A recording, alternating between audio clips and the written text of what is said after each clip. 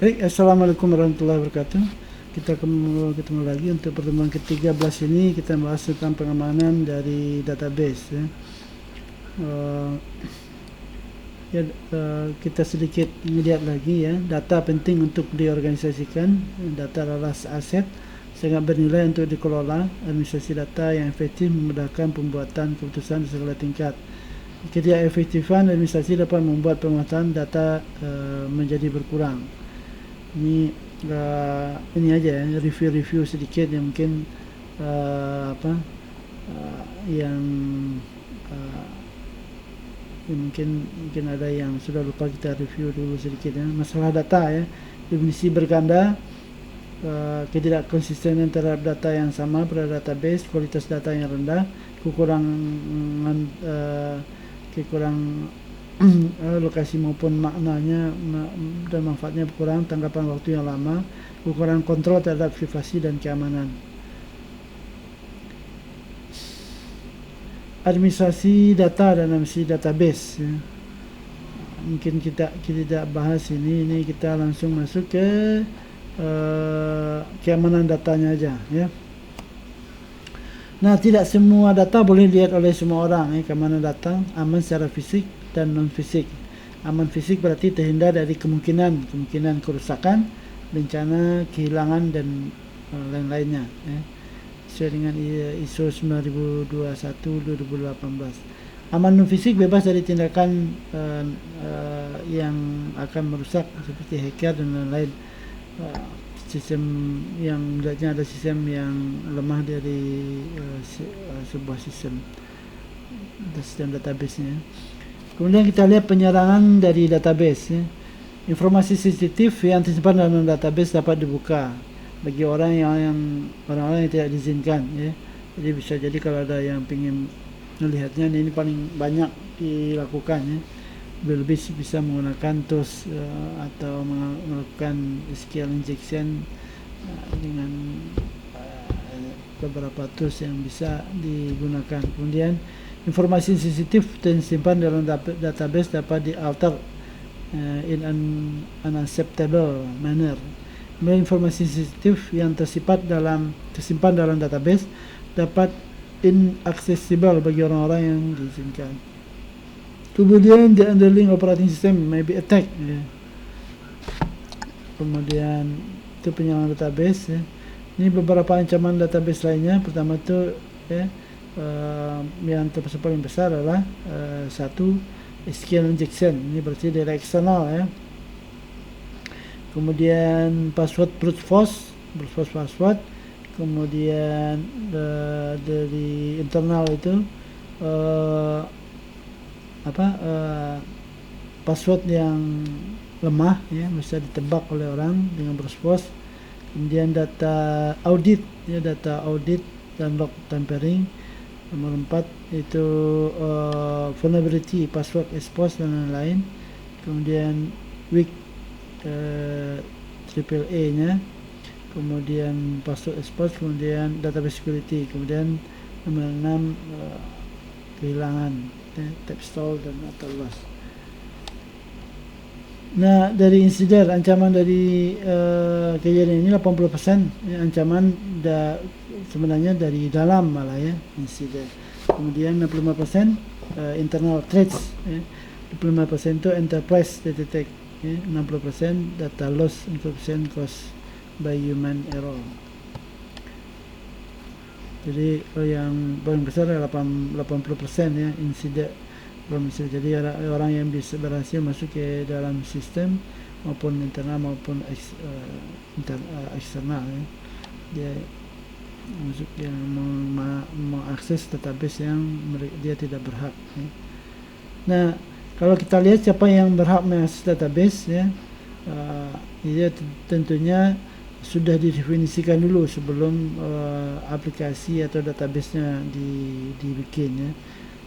Aplikasinya siapa saja, kemudian apa saja yang tentunya aplikasi seharusnya bisa bertingkat dan per divisi yang bisa mengakses masing-masing file yang ada di database-nya. Kemudian pengamanan database perusahaan secara komprehensif ya. Kalau kita lihat ya, di sini ada identity management ya, authentication atau resession, kemudian ada encryption, protect store data ini ke database, kemudian di archive, di backup, kemudian di assessment lagi, kemudian baru di monitoring. Kalau di audit database perusahaan ya, kenapa harus di audit juga? Di data audit itu ada aturan compliance. COBIT itu salah satu tools yang digunakan untuk mengaudit sistem, kemudian IT control dan governance ya. Di mana regulatory legal compliance-nya sini, kemudian di track-nya itu ada login, database file, data file change, schema change, log tampering, human error, suspicious activity, dan lain-lain. Nah, kalau kita lihat keamanan pada database merupakan suatu proteksi terhadap pengerusakan data, pemakaian data oleh pemakai yang tidak punya kewenangan ya. Ini bisa jadi kalau dia di jaringan komunikasinya ya, tergantung modelnya bagaimana. Untuk kita biasanya kan di depan ada firewall misalkan, kemudian di firewall, nah untuk kemudian di belakangnya ada IDS misalkan. Kalau masih tembus juga, nah berarti baru tuh database-nya juga di enkripsi dan lain-lainnya ya. Kemudian database ya, aturan amandemen yang tidak diautorisasi, duplikat data, pencurian data, kehilangan data akibat gangguan listrik dan lain ya. DMS dan aplikasi, kesalahan mekanisme keamanan akses yang terlalu luas, pencurian program, kesalahan program ya. Pengguna akhir menggunakan hak akses orang lain, melihat, menutup data tidak terautorisasi, staf yang tidak di-training, pemasukan data yang dilakukan oleh orang yang tidak berhak, virus, pemerasan ya. Kemudian kalau di bagian programmer itu membuat password, membuat program yang tidak aman, staf yang tidak di-training, kebijakan keamanan prosedur, kemudian pengukuran staf dan lain-lain. Penyalahgunaan database tidak disengaja ya, jenisnya biasanya kerusakan selama proses transaksi, anomali yang disebabkan oleh akses database yang kongruen, anomali yang disebabkan oleh pendistribusian data pada beberapa komputer. Kemudian ada logika error yang mengancam kemampuan transaksi untuk mempertahankan konsistensi database. Kalau disengaja berarti pengambilan data, pembacaan data oleh pihak yang tidak berwenang, kemudian pengubahan data oleh pihak yang tidak berwenang, penghapusan data oleh pihak yang tidak berwenang ya. Jadi ini menjadi ini ya, makanya dalam pengamanan database ya perlu ada ekstra juga ya, karena merupakan data-data yang bisa kemungkinan bisa dilihat oleh orang itu masih besar ya. Makanya perlu pengamanannya agak berlapis. Kemudian tingkatan pada keamanan database fisikal tadi ya, lokasi di mana terdapat sistem komputer haruslah aman secara fisik. Ini server database-nya maksudnya. Jadi manusia, wewenang pemakai harus dilakukan dengan berhati-hati untuk mengurangi kemungkinan adanya manipulasi oleh pemakai yang berwenang. Kemudian sisi operasi, kelemahan dari sisi operasi memungkinkan pengaksesan data oleh pihak tak berwenang karena hampir seluruh jaringan sistem database menggunakan secara jauh. Sistem database, pengaturan hak pemakai harus jelas ya, dan bertingkat biasanya. Kemudian ini contoh aturan otorisasi, misalkan bagian pemasaran data pelanggan menambahkan limit kreditnya berapa, data pemesanan boleh menghapus data pemesanan. Di bagian pemenuhan pesanan membaca, mengubah, menghapus ya. Kekangan tidak ada.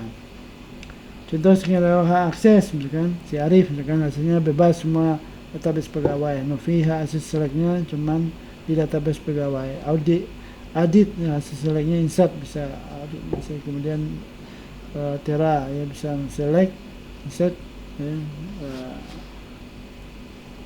dan semua privilege yang banyak didapat tergantung hak akses masing-masing.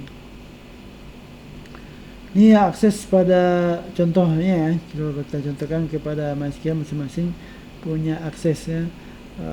Postgre punya sendiri bentuknya dan lain, tapi ini standar MySQL. Nah, dalam keamanan database ya, paling kan salah satunya dengan menggunakan inskripsi juga ya. Ada firewall, di sini ada firewall, ada orang masuk firewall, kemudian diinskripsi ya, remote client-nya di mana, kemudian baru dilihat ya, secure external network. Keamanan data ya, otorisasi ya, pertama itu pemberian wewenang atau hak privilege untuk mengakses sistem atau objek database. Yang dilihat otorisasi ya, dapat dibangun pada perangkat lunak dengan fungsi mengendalikan sistem atau objek yang dapat diakses, mengendalikan bagaimana pengguna menggunakannya. Kemudian sistem administrasi yang bertanggung jawab untuk memberikan hak akses dengan membuat akun pengguna. Kemudian untuk tabel view-nya ya, ini pembatasan pengguna untuk mendapatkan model database sesuai dengan kebutuhan perorangan. Ini biasanya membunyikan data yang tidak digunakan dan tidak perlu dilihat oleh pengguna. Contoh pada database relasional yang pengamanan dilakukan dengan relasi pengguna diperbolehkan atau tidak diperbolehkan mengakses langsung suatu relasi. View, pengguna diperbolehkan atau tidak diperbolehkan mengakses data yang terdapat pada view-nya. Ini tabel view, ada di situ ada read authorization, insert authorization, update authorization, dan delete authorization. Kemudian tabel views-nya index authorization, resource authorization, alteration authorization, dan drop authorization. Kalau di tabel view, ya, contohnya ini memberikan wewenang kepada pemakai pakai grant privilege on-nya, nama relasi. Contohnya di bawah ini grant select on body misalkan, to body, grant select update status kota dan alih body. Untuk view ini standar ya, untuk view. Kemudian revoke juga menyebut wewenang yang dimiliki oleh pemakai, ini mencabut hak yang ada di gunanya. Revoke select on as from body, revoke select update status kota on from alih body. Nah, masing-masing database itu punya ini sendiri ya. Salah satu ancaman tadi adalah SQL injection ya. Masing-masingnya database, contohnya sini kita lihat ada Oracle, MS, MySQL, SQL Server. Nah, masing-masing punya sintak yang berbeda ya, dalam melakukan insert SQL injection-nya. Ini perbandingan database ya. String yang digunakan misalkan SQL Access, Oracle, DB-True, dan Postgre ya. Ini ada ini contohnya string concentration-nya, ini tandanya masing-masingnya. Request union ya, yang sama. Kemudian ya, ini masing-masingnya tinggal dibandingin aja ya. Ini contoh SQL injection ya. Ini pakai order by union select ya. Nah, nanti ditampilin datanya, misalkan database satu kolom berapa. Ini contohnya lagi ya, Microsoft SQL Server nih, fitur, kemudian pas berapa ya. Kemudian Oracle-nya hampir mirip ya, karena sintaknya kan SQL semua. Kemudian ini perintah yang digunakan ya dalam untuk melihat database ya, pada port 80. Kemudian ini MySQL interaction ya, reading writing file system. Kemudian dilihat sini ada MySQL OS interaction ya. Kerja MySQL OS interaction-nya create function exec return init. Kemudian salah satu pengamanan lagi adalah dengan menggunakan inskripsi tadi ya, inskripsi sehingga database walaupun nanti bisa diambil alih oleh orang yang ingin melakukan sesuatu, tapi dia karena dia inskripsi jadi tidak bisa membaca hasilnya. Kemudian SSL connection, nah, satunya kita menggunakan firewall dengan dalam bentuk aplikasi server ya, firewall. Contohnya kalau Anda menggunakan SSL misalkan, harus bikin dulu sertifikat authority-nya, kemudian sertifikat request server sertifikatnya, kemudian baru disahkan request sertifikat authority-nya, kemudian membuat konfigurasi sedikit ya, dengan NC-nya berubah, kemudian baru nanti kalau ada yang pengen merubah dan lain-lain nanti harus izin, maksudnya kalau ada yang pengen dirubah untuk masing-masing bagian dari, contohnya kalau tadi pakai SSL, nah itu harus dicocokkan dengan konfigurasinya nanti. Kemudian ini contohnya kita pakai SSL ya, dibikin dulu directory SSL-nya, kemudian baru kita buat sertifikat authority-nya, kemudian dibuat sertifikat request untuk server sertifikatnya, kemudian pengesahan sertifikat request menggunakan sertifikat authority atau CA, kemudian dilakukan pengubahan file my.ctcnf ya, dicocokin dengan ini yang dipakai. Nah kalau toolsnya nanti ada beberapa yang bisa dipakai juga untuk dicoba-cobakan ke database-nya. Kemudian untuk firewall aplikasi ya, dengan menggunakan IP tables ya. Contohnya ini potongan perintah untuk memberikan hak akses kepada komputer dengan IP C192.168.113 membuka port 3306 ini pada server database. Kemudian begitu juga untuk yang kedua, ini menggunakan deport state ya. Perintah memberi hak akses kepada komputer dengan IP RC2 untuk koneksi port ke 3306. Dan salah satu cara mengamankan lagi adalah backup dan data recovery ya. Jadi perlu dilakukan karena kalau kerusakan itu bukan saja dari orang insiden, bisa jadi terjadi karena kesalahan manusia atau memang masa device-nya yang habis ya. Makanya perlu di backup journaling dan isi jurnalnya. Kemudian isi jurnalnya namanya record checkpoint ya. Kemudian ada recovery, jenis pemulihannya terhadap kegagalan transaksi, pemulihan terhadap kegagalan media, pemulihan terhadap kegagalan sistem sendiri. Kemudian fasilitas penjurnal ya, transaksi, tindakan recovery, salinan transaksi dan lain-lain. Ini sama transaksi yang ada fasilitasnya, kemudian penjurnalan ya. Kemudian ini tadi backup ada pasti pada DBMS teknik pemulihannya, kemudian intermediate update,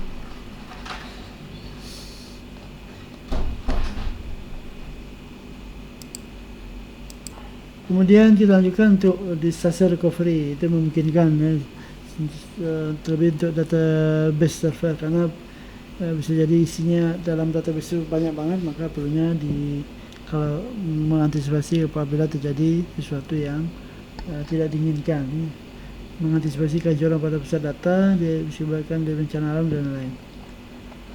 Nah itu dulu untuk pertemuan kali ini tentang membahas tentang keamanan database. Assalamualaikum warahmatullahi wabarakatuh.